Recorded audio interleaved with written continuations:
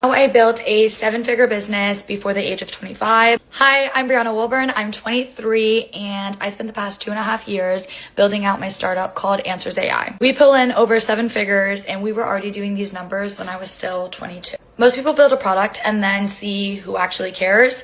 We did the opposite.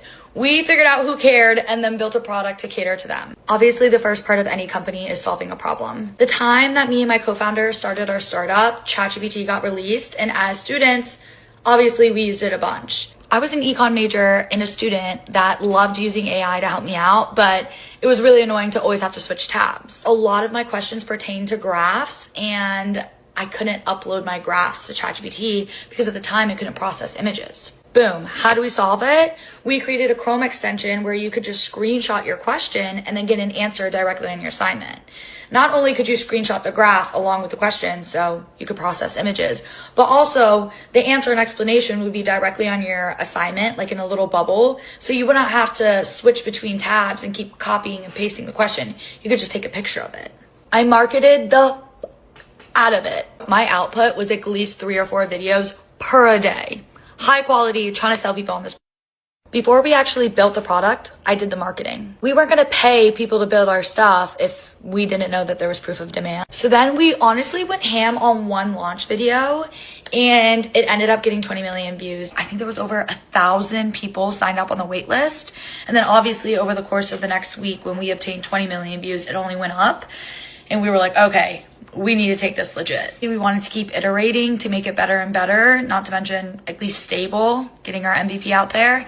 And then in order for us to grow this, all came down to digital marketing, which was my background. After about 6 months, we were in the hundred thousands of dollars of revenue. Honestly, insane. All of this, meanwhile, I was a student, so I actually took off every other quarter of school in order to keep working on this more intensely. And then the quarters that I did do, didn't spend that much time on. Optimizing your systems is really how you get from that 100,000 to $1 million in revenue. Literally just having more people on it and more hands on it, more ideas, more contribution, whatever, is how we 10x. Efficiency became the name of the game. Like, how can we do this? How can we be fast? How can we get this out there? What's pulling in the best numbers? What's not? Let's get rid of that, and so forth. In recap, problem, solution, proof of demand, product development, marketing, still product development, still marketing, optimizing systems.